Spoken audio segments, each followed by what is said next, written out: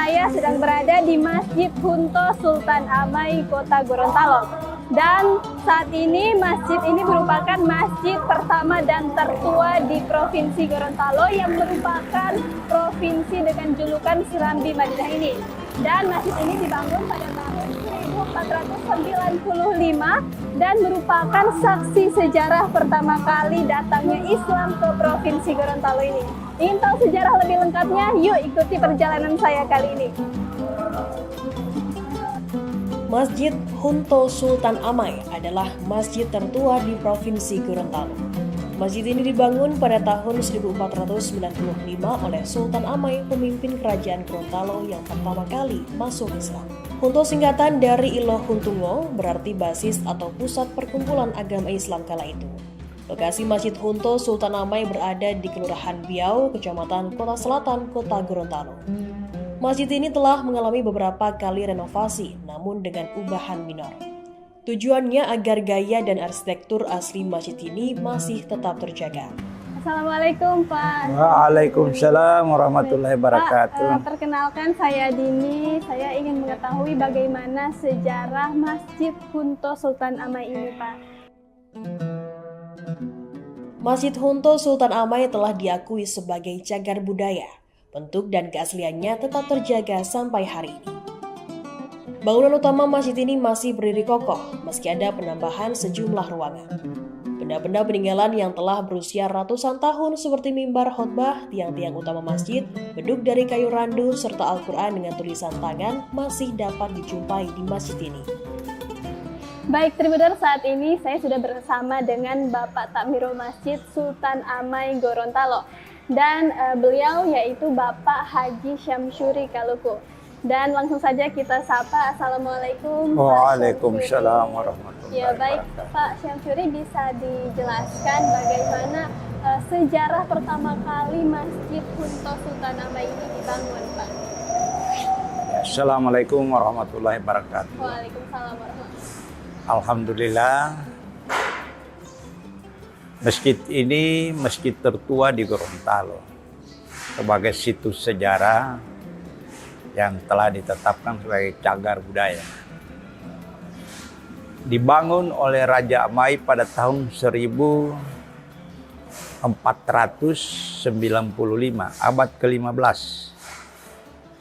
Kalau kita tarik benang sejarah dengan Sunan Ampel itu setara Sunan Ampel.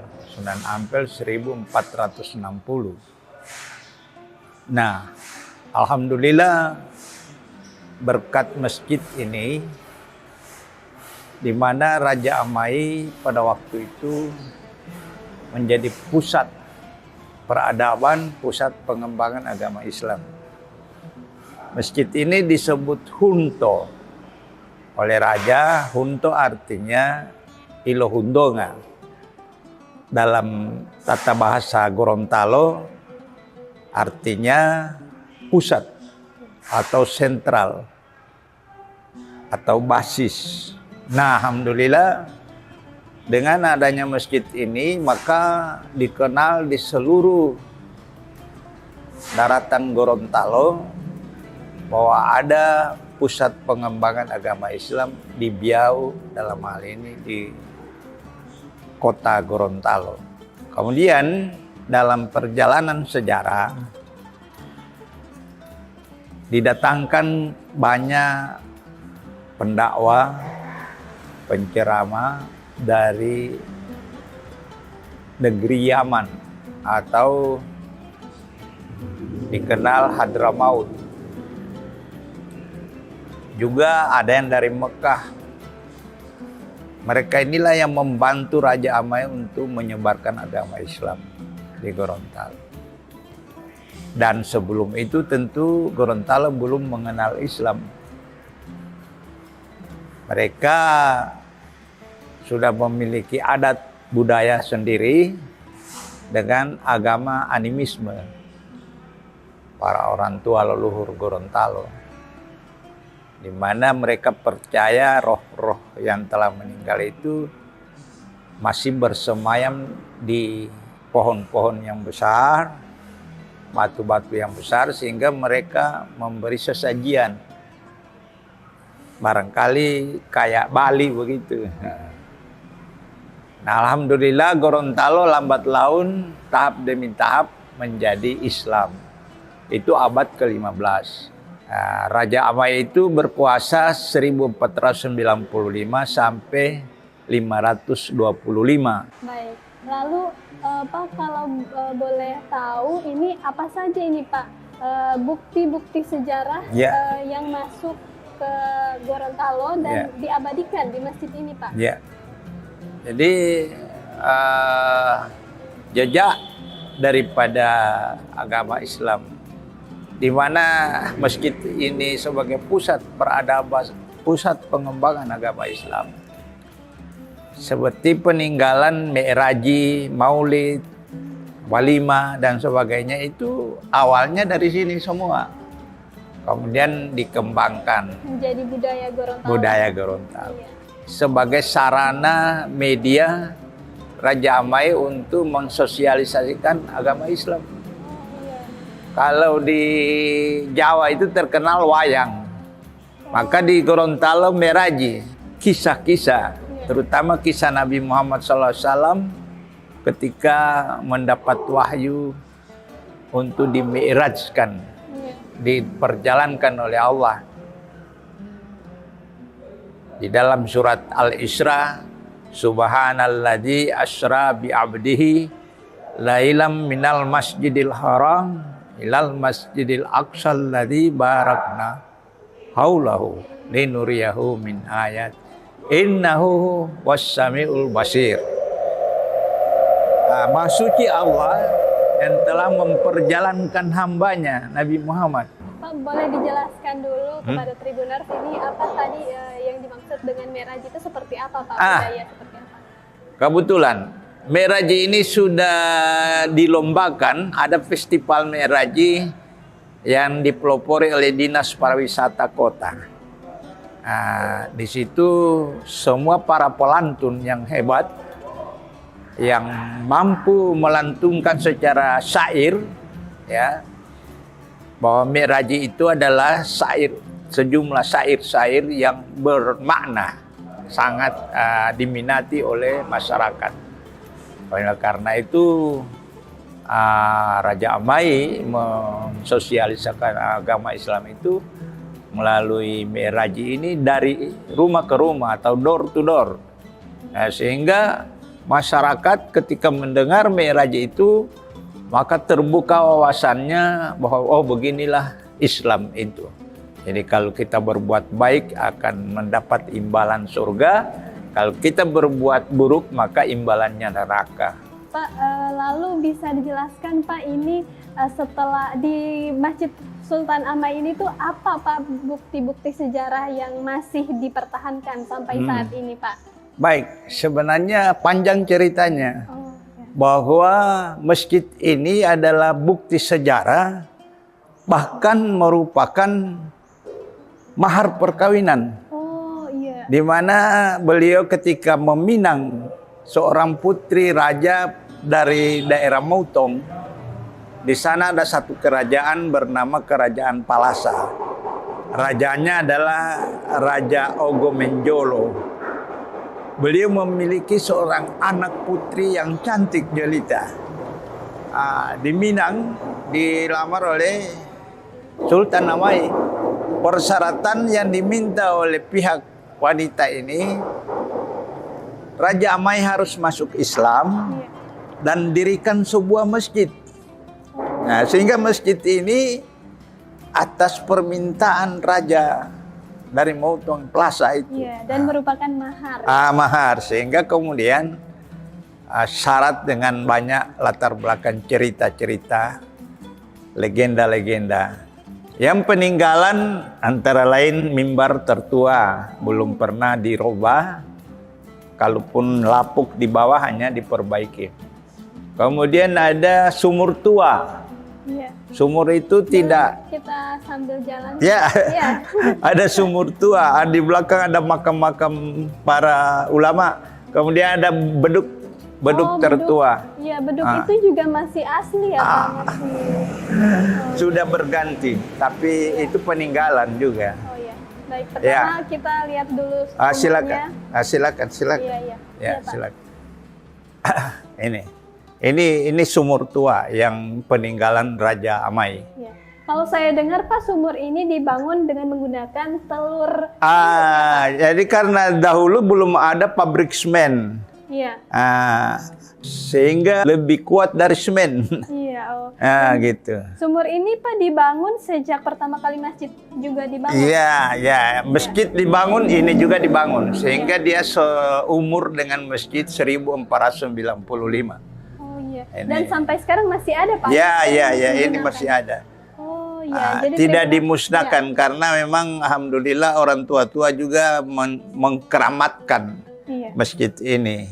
Kenapa disebut sumur keramat? Waktu bulan puasa hari Jumat itu musim kemarau. Tidak ada air, orang mau ambil air wudhu tidak ada. Kemudian Syekh, tokoh spiritual zaman dulu, dia bilang mari kita angkat tangan minta pada Allah. Tiba-tiba air itu dari dasar dia meluap terus naik sehingga keluar dari bibir sumur. Jadi ada keajaiban. Satu keajaiban yang luar biasa. Dan saya sendiri pernah haji tahun 2003 masuk ke ruangan sumur Jam-Jam. Nah, sumur Jam-Jam itu ternyata ukuran diameternya sama dengan ini, dengan masjid ini. Jadi saya berasosiasi mungkin yang membuat sumur Hunto itu sama dengan orang yang menggali, orang yang dari Mekah yang membuatnya, sehingga itu ada hubungan keajaiban, Pak. hubungan emosionalnya. Iya. Iya, baik. Baik. Ya. Lalu ada apa lagi ini Pak? 4 tiang atau 6 tiang ini Pak masih asli juga ya Pak? Ini sudah direhab Iya. karena diangkat plafon dan dibikin permanen di atas, tetapi tidak merubah keasliannya, tidak merubah bentuk aslinya. Masih tetap Malahan sama, dikembalikan kepada bentuk asli menurut penuturan orang tua-tua. Tiang ini 8 persegi. Perseginya. Iya. Dia 4 filosofinya, 4 sahabat Nabi. Abu Iya. Bakar, Umar, Utsman dan Ali. Khalifah ya Pak? Khalifah-khalifah Iya, 4 di zaman khalifah. Rasulullah. Iya. Sehingga kekokohan daripada masjid ini terletak di tengah-tengah, di dalam interiornya. Lihat bersama, kita kunjungi. Ini peninggalan zaman dahulu. Makamnya memang ada di sini. Ini ruangan. Kalau boleh tahu ini Pak makam siapa saja? Itu ini, Pak? makam Raja Amai. Assalamualaikum. Assalamualaikum. Assalamualaikum ya ahli kubur. Ya ahli kubur. Ya, ini makam Raja Amai. Ini makam tokoh spiritual di zamannya. Makam Aulia. Aulia bernama Syekh Syarif bin Abdul Aziz. Jabatannya di Mekah itu pemegang kunci Ka'bah. Oh iya. Kenapa kok dia meninggal di sini? Ya, itu pertanyaan yang sangat bagus. Iya. Dia ini ketika mau mengontrol barang-barang yang ada di dalam Ka'bah, dia lihat ada orang di dalam. Dia kaget. Antum ini dari mana? Dia bilang, saya dari Gorontalo. Nah, ternyata Raja Amai. Oh iya. Ditemukan di dalam Ka'bah. Ditemukan di dalam Ka'bah. Nah, dia bilang, kau pakai ilmu apa? Dia bilang, ilmu saya hanya berzikir. Zikir. Ada yang ribuan zikirnya, khusyuknya di sini. Kemudian dia minta transfer ke Mekah. Iya. Tanpa melalui kendaraan apapun. Ya, dengan kuasa Allah tentunya ya. Jadi ilmu itu kemudian diguru, diterima oleh Syekh ini. Syekh ini bertanya, coba ajarkan sama saya. Iya. Akhirnya beliau tiap minggu datang di sini melalui ilmu itu.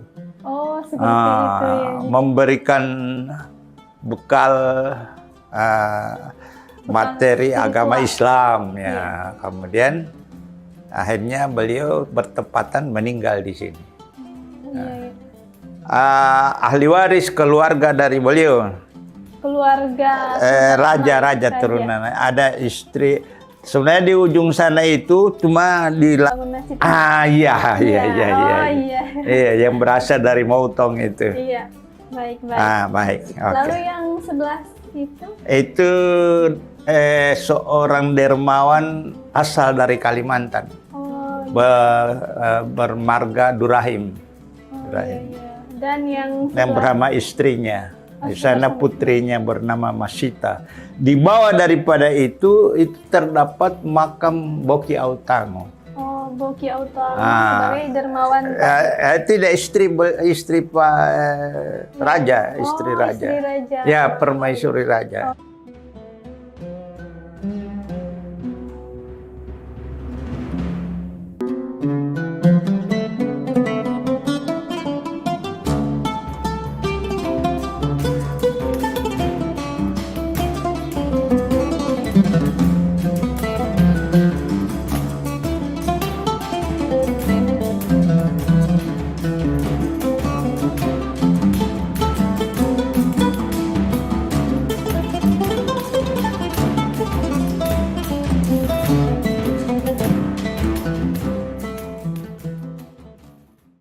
Terima kasih sudah nonton. Jangan lupa like, subscribe, dan share ya.